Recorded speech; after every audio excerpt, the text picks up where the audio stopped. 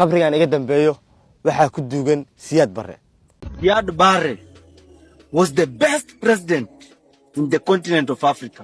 السلام عليكم ورحمة الله تعالى وبركاته. كل تعاني صاحبي يا الإدارة أنت ملك سجوتين سود هذا سيده هرنع مقال كات كسو عرقتين ما أنت وحنو فيردونا ننكي سياد بري مقال كستو منطقة أنا ما أنت ميديو يجسور بحي سياد بروكاد لي تاريخ سياد بري هذه نقطة جودها الصومالية إلا بنان كذو أدفيري وربهيت عالم كله ما أنتود وحيابا ما أنت تبينايان وشيكوين كسياد بري ضد أي شيكوين كسياد بري لقيسي كذا سياد بركم وها وسياد بر متقانا مدحويني أفريقيا صومر كي وفعنا بوها مثل مدحويني صومالي صومرة كي وفعنا سودا صاحبي المركوري هذه تمرك كوري سان نصوب وقت جنار سبسكرايب نوصل مقال كان الله يجري قيبتكم انتي فابانتا نقولوا ذاك سياد بر تاريخ دي سمعتها أفريقيا ما أنت نيك كلي هذا اللي يسويه صوماليا قابك وش كينيسا دي لقته قابك أفريقيا وش كينيسا وحكست كدرن reer Afrika dhamaantood waa ay ka sheekeynayaan waxay leeyihiin madaxweynuhu ku fiicnaa Afrika soo maray best Africa waxa weeye Siyaad Barre yaani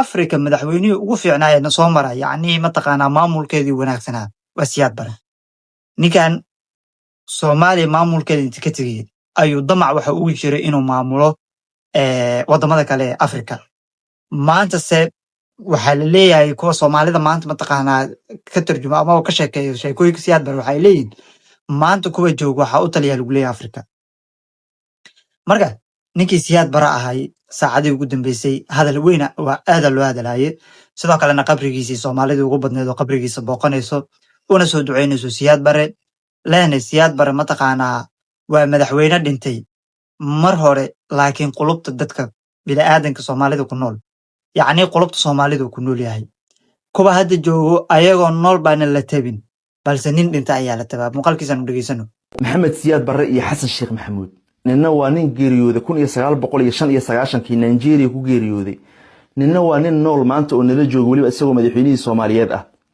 Soomaalidu markuu waxay tiraahdaa nin maqan waa Maxamed Siyaad Barre ya Allah naxariiste nin maqan in la tago nin joogay ciidtiisa tahay awogay salaad maxamed shardi caamir salaad darbi wuxuu ka codsaday xasan sheekh maxamuud inuu taalo xasuusa u dhiso maxamed Siyaad Barre Allah naxariiste haddaan habeenka agtiisa taagnaan lahaa kooda luuliye muqdisho waa ka cili lahaa awogay waxaan leeyahay awow iska daa ka joog ninka waxba weydiin maxaa yeelay awogayga ma oga in xasan sheekh maxamuud uu ahaa isagoo madaxweyne Soomaaliyeed ninkii fagaara la soo istaagay dictatorkii xumaay maxamed Siyaad Barre waa iska eerinay aqoonta maanta uu leeyahay 80% ilaahay ka soo Maxamed Siyaad Barre si Maxamed Siyaad Barre kala jira hormaan caqdada iska saarno iyo qabyaalada waa awoogi Maxamed salaad maxamed shardi salaad darbi yaani waa nin dawladnimada yaqaan salaad darbi waxba uu soo arkay dawladnimo soo arkay dhalinyarnimo soo arkay Maxamed Siyaad Barre dhalinyaradu wax soo baro kamid ahaa ninkan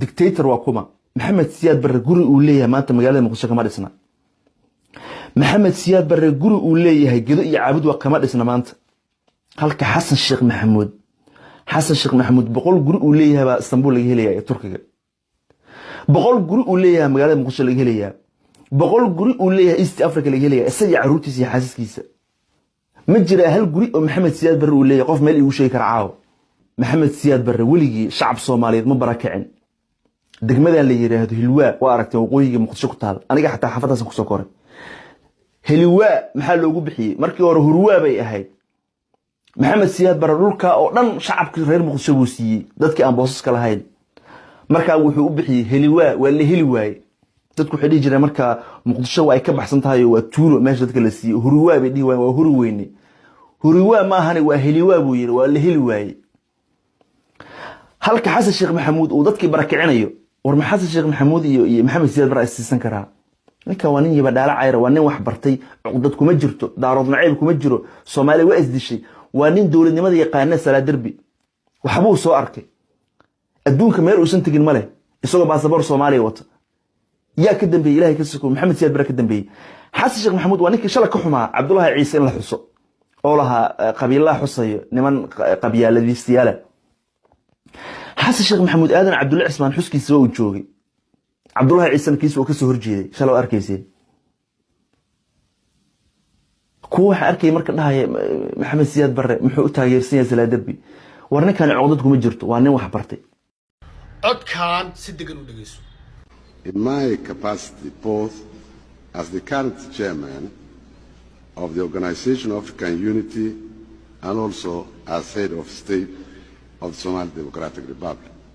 wuxuu ku dhahay anigoo ah madaxweynaha ama chairmanka African Unity Organization waa madaxweynaha African Unity Organization iyo madaxweynaha Soomaaliya bal maanta waxa ii sheegtaan mas'uulka Soomaaliyeed ee labadaas xil isku sheegan karo awoodo inaad African Unity iska daa inaad madaxweyne ka noqotay xubin weyn inaad ka noqono goorma ugu dambeysay xilligiisa ugu dambeysay dalkeen inuu warshado lahaado magaalada ugu yar ee hal warshad yeelato magaalooyinka ugu weyn ee 10 warshad iyo ka badan ee lahaayeen goorma ugu dambeysay xilligiisa ugu dambeysay lacagteena inay qiimo weyn yeelato oo shilinka Soomaaliyeed kunka shilin uu sarifmo goorma ugu dambeysay xilligiisa ugu dambeysay baasaboorkeena in lagu safro travel documentkeena wadamo kale lagu tago visa la'aan ha noqoto war maanta wadanka dariskeena ah baasaboorkeena markaan ku tagno geesi noo bixiyo goorma ugu dambeysay baasaboorkeena inuu awood yeesho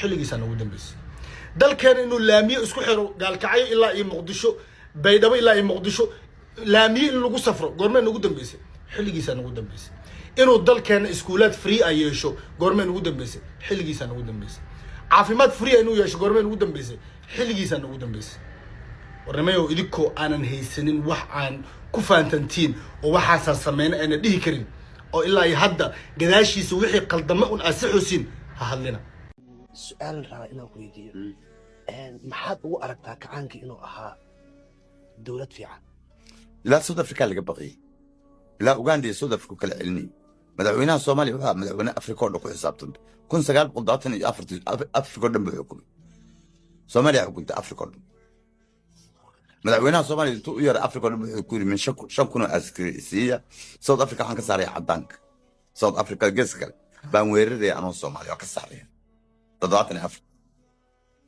wuxuu caawin rabay maxaa la dhahaa Mandela adduunka Soomaaliya ugu jeclaa madaxweyne Mandela baasaboorka Soomaaliya South Africa lagu intay karmanku gacanka burbura laga dhigay marka hore waxa ku qornay lagu geli karo Israa'iil kaliya Zimbabwe wuxuu u qabtaa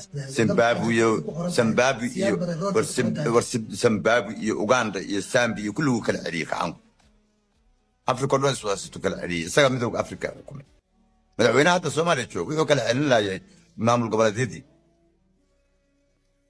Jubaland iyo Puntland waa soo qaban laayay kaasna waxa uu rabay inuu ka saaro cadaanka jooga Afrika marka ma sin sabab ma ahan dadkan soo ku hayay silig baa lagu hayay dadkan dad ma ahan dadkan baalayeen 1989 madaxweynuhu soo gashay qofkii Soomaaliya xasuusta wuxuu ku yiri ama garba casaada shirkul ofshaal ama garba gudnaada maanta meeshan ka tago ninkii aniga igu xiga ugu iman maayo bini aadan waraabo ugu imanaya waraabay dadku dadkay cunaya Soomaaliya waa wadanka kaliya ee masaajidka qofka lagu dhex jiro masaajidka dhexdiisa lagu dilay qofka iiga bini aadan ku saasukay gaal lama dilay waa muslim bas dawlad la'aanta keenis haddii aan ku dhaho ka waran siyaad barre wax nooga sheeg siyaad barre wuxuu ahaa madaxweyne wuxuu ahaa wadankana wuxuu qabanaya dadaalaya kaliya xukunka kaliya ku dheeraaday laakiin intuu qabtana ciidama qaban karto laamiyadu dhisa ilaa hadda lagu noolyahay siyaad barre haddii la sugi lahaa waqtigii uu iska dhinto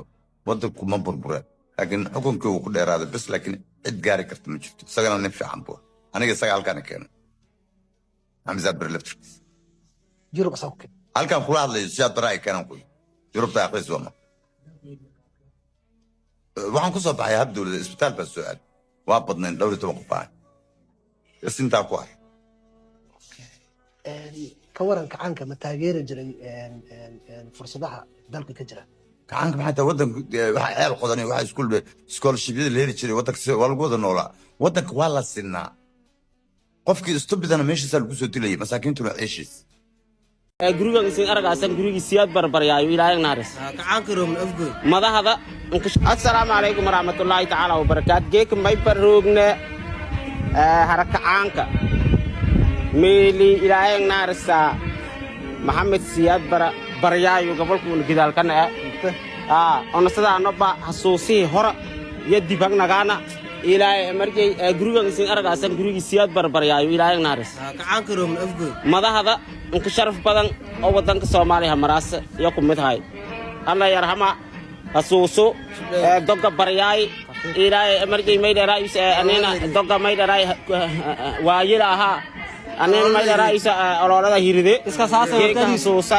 meydaraay ka jara meeli dogi siyaad barahay baryaayo meeli sin baragahaytan madahada in koreyti oo guuli gobnimo Soomaaliya in shantaayti heedjay asaayilayna dabakatay usle horna habaarin heedjay asaayilay ilaahay gortin hadii iska saasana la yar miidi koleedin siyaad ilaahay meydaraay keenaarsa batti migil dhumadiyata batti laakiin gidaalka asaayi gortana galne la kubiko asaayi gabalay ko wanaada ni gisurin kaaslay ko trip na amahayday kan lay ko trip amaday kaaslay ko sartumba dhisay adwal ma dhisadaan adduunyo la ka bay gurigiisa aad bari kan Soomaali dhatay ma ka erna wadani hay todoba sano ma dharay wadanku ku dhisti intaas ku dhiifadaasi waa ko sartiita sawaalan haasidiina helaan sarti aad bariyaasi sawaalan ma dharay isa xasuusan banay filan lang ilabaati koowna diyaaro geek lang ilabaati koow ya siyaad baraareen fadaay ilaahay kana aris madaaweynihi kana hore oo Soomaali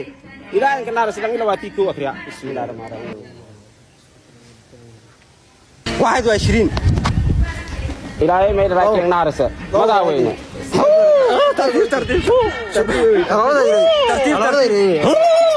This is Random Thoughts, and in today's video we are going to look at the story of Siad Barre. And the story of Siad Barre is a story of a hero who stays around too long and gradually turns into a villain. General Siad Barre is the greatest leader Somalia has ever had. And most development that Somalia has had ever was during the reign of General Siad Barre. Schools, roads, and all that. Before and after him, not much has happened, to be honest. As it is the case with many nations, the dream of a better reality always intrudes, and Somalia was not any different. At some point, the people of Somalia thought that Siad Barre had stayed around for too long, and they were not seeing anything good in him. And they thought that maybe they deserved something better. Of course, people always deserve something better. But the pursuit of that dream led to the downfall of a great nation state, which in the 1960s and 70s used to often be referred to as the Switzerland of Africa. That's how highly Somalia was thought of. And over that year, since the end of the reign of Siad Barre, Somalia has struggled to stand again and take its place among the great nations of Africa. In the last years of Siad Barre, many citizens thought of him as the only problem that the nation faced, and they thought that by getting rid of him, they were going to herald at the beginning of the most peaceful and prosperous era. They were wrong though. They trusted the words of his opponents without interrogating their own interests, their own character, and their actions or intentions. In fact, when Siad Barre fled from Mogadishu on the 27th January 1991, there were celebrations in Mogadishu and across the nation. It was like, at long last, the problem is gone. Now we are going to build a better nation, and we are going to be this great nation again after getting rid of the problem that has been with us for a very long time. But that celebration was short-lived. It quickly became clear that those who had spearheaded the removal of Siad Barre, they themselves were only interested in one thing, and that is being in power. And because of that, they almost immediately started fighting amongst themselves as to who was going to be the president or who was going to hold what position. But let's look at the backstory. Siad Barre was born, could be 1910 or a little bit earlier or sometime after that. Nobody knows for sure the year he was born, but it is generally taken that he was born in 1910. He was not born in Somalia though. He was born in Ethiopia, and his family lived there. He belonged to a sub-clan known as the Marehan clan that is part of the larger Darud clan. He went to Somalia as a young boy and he started schooling there, his primary school and secondary school. There is no information about him going to university, but he did join the police. He went to study in Italy. It is important to point out that Siad Barre seems like was a widely read man. He did read a lot, going by how he presented himself, his ideas, and he spoke fluently 3 languages, that is Somali, English, and Italian. And then he also spoke some other languages, in particular some Swahili and some Arabic. Now, after joining the police force or the police service, he did rise to the position or the post of chief inspector. And then in the 1950s, he went to a military academy in Italy, even though he was a police officer. That was because there was no military in Somalia, so it was just the police, and the police kind of like performed some functions of the military. He went to Italy. He came back at the time when Somalia was gaining its independence in the 1960s, and he came back and he went directly and he became part of the newly formed National Army. And in 1965, he was a commander-in-chief, and also he became a major general. Somalia became a democracy immediately after gaining independence, and its first president was elected. And then there was elections that were held in 1967, the second elections, and that president was defeated. In fact, he just led the guy who won to become the next president, which was very unique in Africa during this time. Most countries did not have that. So the second president was Abdirashid Ali Shamarke, who was elected in 1967. 2 years after his election, the state was on the verge of collapsing. Shamarke was gunned down by one of his bodyguards in what has often been described as a personal issue that existed between the two. Now, after being gunned down, there was, of course, some form of vacuum, and it seemed like the country was not going in the right direction. And Siad Barre stepped in through a bloodless coup to save the state from potential ruin. Many people celebrated this coup, not only because it was saving the state from a constitutional crisis, but also because the previous two governments, even though democratically elected, had been accused to be corrupt, ineffective, and inefficient. So the people thought that maybe the military taking power was a good thing. And Siad Barre became the president that way. And from 1969 to 1978, he was very popular in Somalia. He was a very popular president. And that popularity was driven even further by him deciding to support the people of Ogaden, the Somalis of Ogaden, who were fighting to become independent of Ethiopia, and they basically wanted to join Somalia and become part of Somalia. And remember, he was born in that region, so you can see how it was so personal to him anyways. And because of that, he became even popular, and he did have a lot of victories initially, a lot of success, and that made him a hero at home, of course. But a year later, things changed drastically, and that's because the Soviet Union, which all along had been on the side of Somalia, decided to change position, and it became an ally of Ethiopia. And because of that, Somalia could not sustain the war, and Ethiopia basically won the war, even though the rebellion in the Ogaden region continued for many years later.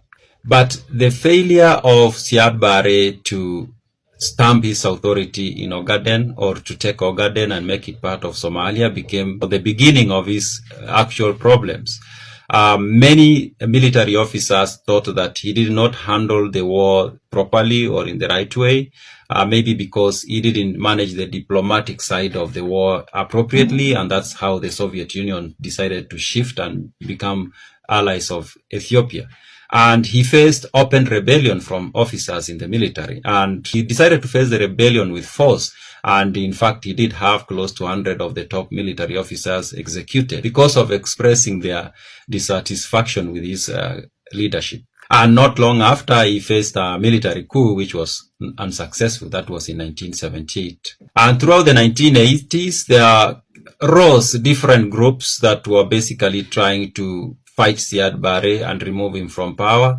And most of these groups were clan-based, but the most notable one, at least initially, was one that was known as the Somali National Movement. This group put a lot of pressure on Siad Barre, and because of this pressure, of course, Siad Barre became even more ruthless because he needed to stamp his authority, and sometimes he went overboard with his actions. Now, this group, SNM, was primarily based in Ethiopia, and at some point, Siad Barre managed to have to sign a treaty with Ethiopia. And that, of course, denied any groups that were fighting him a place to operate from in Ethiopia. And SNM decided to come back, and they did make some raids.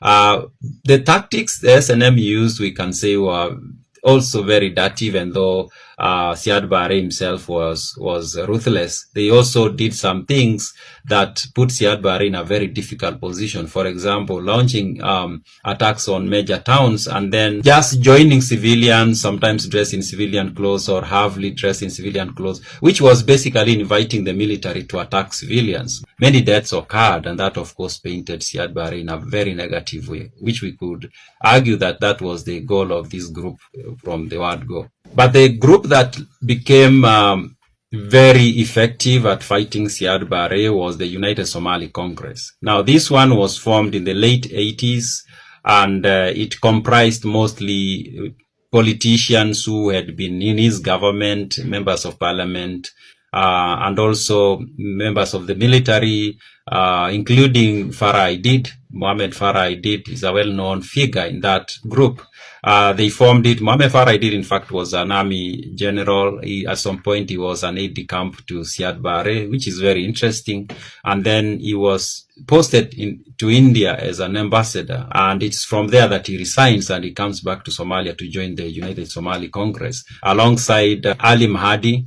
Now, Ali Mahdi is the guy who almost immediately after the removal of Siad Barre was declared to be the next president. But that did not make Mohammed Farah Aidid happy, because he himself wanted to be the next president, and that created a huge rift within the group, and that's the beginning of the civil war that went on in Somalia for a very long time. So what actually led to the fall of Siad Barre? Of course, Siad Barre, he wasn't a perfect leader like most leaders. We can say all leaders are not perfect. Of course, they are human and they make mistakes. But what specifically made Siad Barre so disliked in Somalia that he ended up being removed? There were many things that happened. And of course, one of the things that happened is that the nature of politics in Somalia was already poisoned, even before he became president, even before Somalia became independent. This could be through the actions and policies of the colonizers, in particular the Italians and the British and the French, in that these colonizers, like it is the case in the rest of Africa, had come to realize that the best way to rule over Africans was to divide them, to divide and rule, of course. In the rest of Africa, of course, the divide and rule worked in terms of tribes. In Somalia, being almost the same tribe, they resorted to playing the clans. And by the time the Italians and the British and the French are leaving, the politics had become so clan-based that, so before even Siad Barre comes into the scene, there was already a structure in place that was going to lead to his downfall. Initially, Siad Barre had put in place mechanism to try to fight off or to remove this structure of clanism in the politics of Somalia. But at some point, he realized that he could not fight it, and he kind of like joined it because he started practicing it himself. He started trusting more people of his clan than others. So we can say the clanism thing played against him, because now other clans started ganging up, not exactly against Siad Barre, but against his own clan. And so that played a part, because even the groups that formed to fight him were basically clan-based. And also nepotism. At some point, he even appointed his own son to be chief of staff. There is also paranoia. Siad Barre, the more opposition he got, the more paranoid he seemed to have gotten. And this paranoia led to having people detained without trial, including top civil servants, politicians, religious leaders. Anybody he felt like was doing something that in the end was going to compromise his authority, he would just have them detained. And that, of course, made people to be even more against him. Something else that might have contributed to his downfall is his attempts to reshape the Somali society. And this reshaping came in several ways. One of those was trying to bring in the ideas, the revolutionary ideas, like socialism, scientific socialism. Of course, and he also tried to bring in new family laws. And Somali society has always been a very conservative society, and trying to bring in very radical ideas might make people a little bit uncomfortable. And unfortunately, Siad Barre did that. Of course, his intentions were good, but of course, he was facing a society that was very conservative, and maybe he thought maybe he can change that society into something else. And by so doing, he did step on toes. Also, him falling out with the Soviets. As I've mentioned, while fighting the the Ethiopians. The Soviets were on his side at one point, and then they shifted, and that, of course, changed the outcome of the war. And 1991, 1990, of course, in 1989, the Soviet Union falls and the Cold War is over. And most African leaders depended on that Cold War to get support, either from the West or the East. If you wanted money from the Soviets, you will tell them, I've abandoned the West, I'm now with you guys. If you want the money from the West or support or military support, you will tell them, I've abandoned East, now I'm the West. But now with the end of the Cold War, that game could not be played. And Siad Barre, of course, was one of those African leaders who played that game. And at that point, he could not run to anyone for support. And of course, there was the point of younger Somali citizens wanting to grab power. The likes of Farah Aidid. Of course, they were so ambitious. Farah Aidid in particular was so ambitious. It seems like he was a very ambitious young man then. Not very young, but he was young. So that also contributed to the fall of Siad Barre. But Siad Barre did leave a legacy, and the legacy leaves behind, or he left behind, is modernizing Somalia. As I've said, there is no other leader who has done as much for Somalia as Siad Barre did. Not before him, not after him. The roads, the schools, the hospitals, it is him. So he also even promoted a lot of literacy in Somalia. He even introduced a new alphabet for the Somali language, which is used widely, I think. And that's his legacy. He also attempted to unite the wider Somali nation. Nobody has tried that in a very long time, not even before the Europeans came along. He tried to bring in the Somalis in Ethiopia, some extent Somalis in Kenya, and those in Djibouti and other parts. He tried to bring them together into one big nation state. So that forms part of his legacy. Those are my random thoughts. محمد سيدنا حول ما بحي جرب محمد سيدنا العقد بحيا ما قريه انتدي أولهاي وصومالي وأكته قريه الشغالة أولهاي أساب بحي باردودي شو أكتوبر وكيالو محوها كيالو وابري الصالحي لابد بكعان كمركو اللي يضدك الصومالي تصدق خيست محمد سيدنا والله يا بعائلتي سقار كمدو إنه وحيل لك محمد سيدنا نين هنتي أبور تم أهين قرادنا هدا أنا وأم بانا سوتها عني كاريرها أنسو سمي كاريرو بوجا ما أهين أنا حرفتي كرتدي إلهي أمر كيس يو أقونتي دان سركال كل نقدي دالكي كان عند بروميسيونا كوالي دل عادها أنت دل عادو أنا هلا مد قبيل يوجاس وزير باشي دا ولدي هل هبن مرتوق من نقولين الدولة دي إجلا هذا وحن ربع بربك الدولة دي إن أنا هذا وجبت كاس أنفرو يا أرنتاس لكن أنت أن كجود بين هذه سياد برة مدحوني صومالية كعنكها مسجرة يتسرقتين محمد سياد برre waxaan is aragnay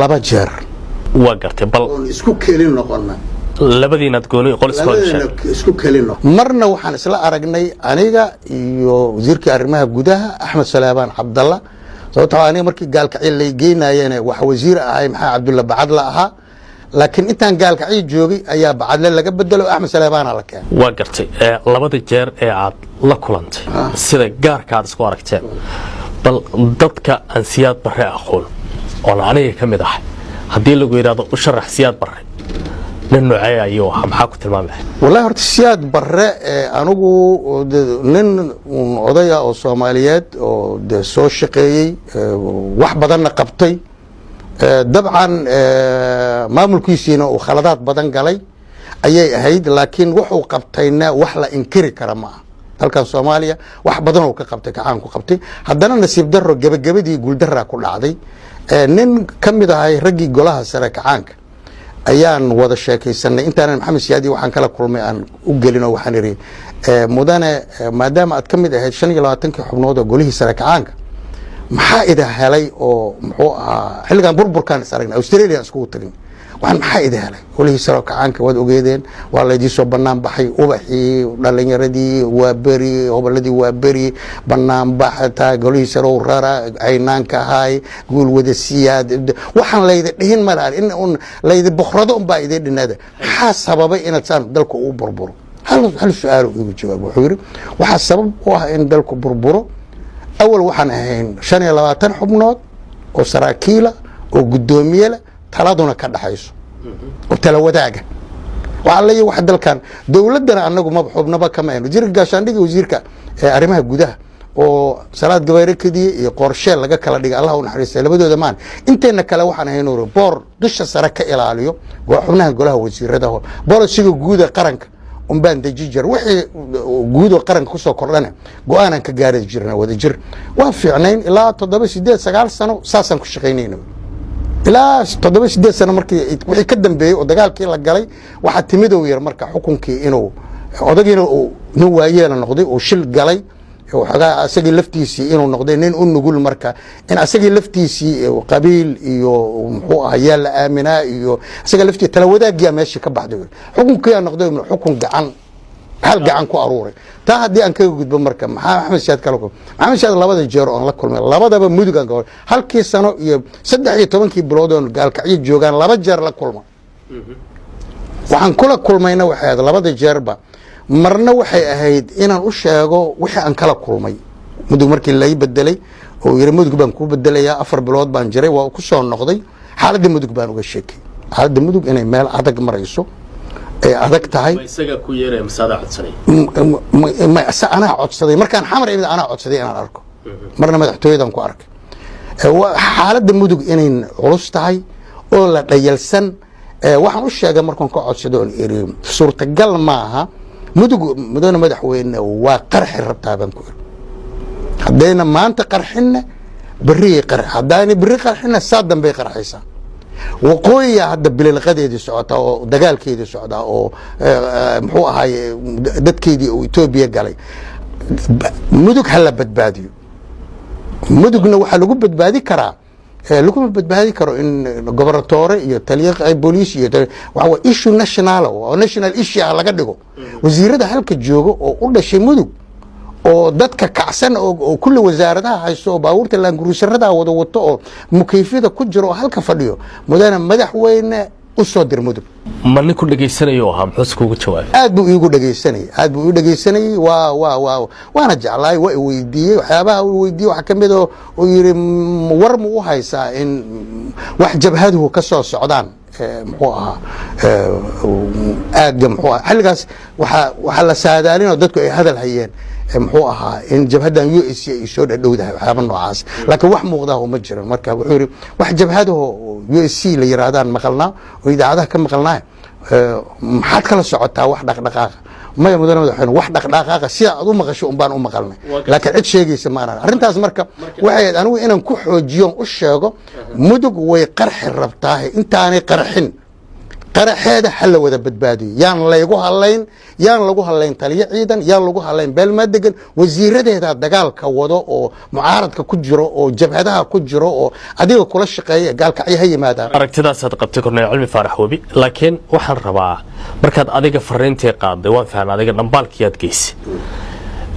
maxamed siyaad barre ma waxa u muuqanayay arinta jabhadaha ayuu indhaha ku hayo xogta uu helo inuu helo oo ay u badneed oo jeclaa bas arintan xoogaa wax culays ku hayo u dareemay maxamed siyaad barre hadallada ka soo baxay bal dib u xasuus maxamed siyaad barre horta mudug mar walba dalka ulama mid ahay sababtoo ah mudug hadda waxa waaye Cabdullaahi Yuusuf iyo Caydiida ka dhashay waa labadii nin oo muxuu ahay gaashaan dhaxyaasha ahaayo maalintii uu kacaanka dhalay inta kacaanka uu dhashay amar diido uu yiri anagu golihii sare diiday inay aqbalaan xabsiga la dhigay ayaa ka dhashay kadibna uu xiibsiiyay jabhada mar walba marka mudug uma ahayn caadi mudug wuxuu u arkay meel aad u dhib badan inay tahay warbixinada la soo siiyo oo mudug laga soo siiyaahuna dawladdu xilligaas waxa joogay gudoomiye gobol waxa joogay gudoomiye degmo waxa joogay taliye qayb booliis waxa joogay taliye military waxa joogay taliye nabad sugid waxa joogay taliye booliis waxa joogay taliye asluub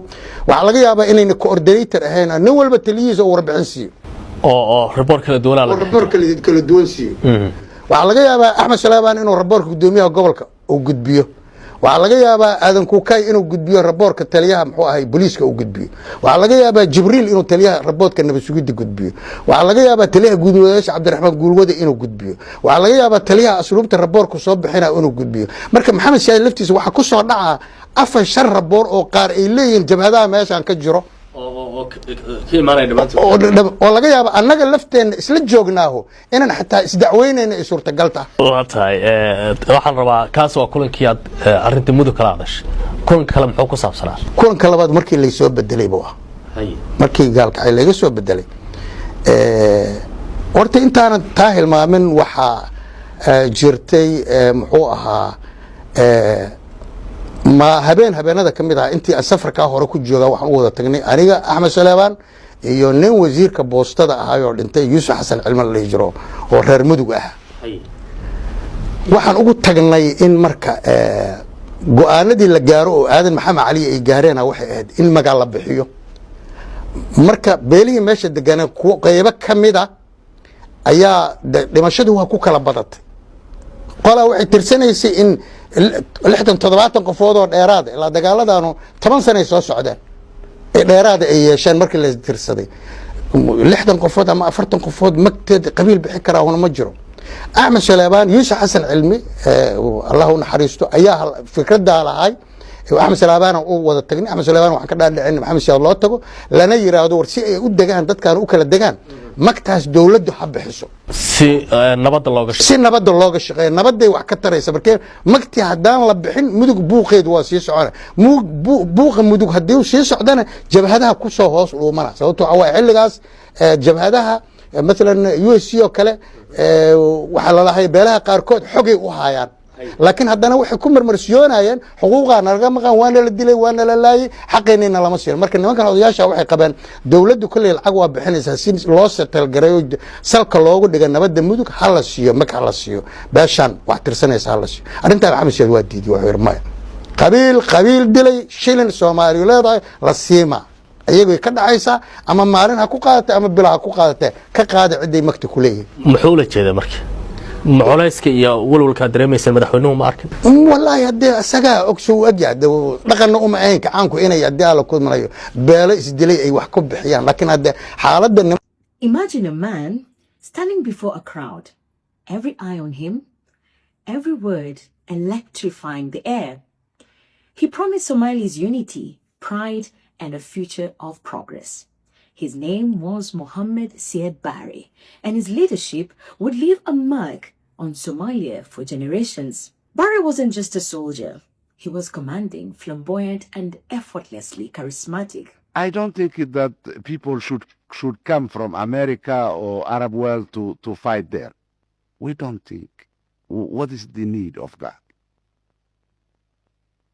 It's a question mark that the history will answer. His speeches mixed Somali pride, socialism, and visions of unity. Barre once declared, "We should teach the foreigners and colonialists that Somalia cannot be led by other people and that the traitors who fled the country will never lead Somalia." His words reflected fierce nationalism and determination to assert Somali sovereignty. To some, he looked like the face of modern Africa. To others, he was a man intoxicated by power. Mohammed Siad Barre was born at a time when no birth records existed in Somalia. But it is believed he came into the world around 1919 or 1920 in the Ogaden region. Then, under Ethiopian rule, his father died when he was young. Some say that hardened him. He trained with Italian colonial police in Rome, climbed the military ranks, and by 1969, after President Abdurrashid Ali Shermarke was assassinated, Barre staged a coup. Somalia became a Marxist-Leninist state, and Barre ruled through the Supreme Revolutionary Council. For a moment, Somalia shined. Barre launched scientific socialism, promising to end corruption, inequality, and clanism. He nationalized banks and industries, expanded education, and started one of Africa's most ambitious literacy campaigns.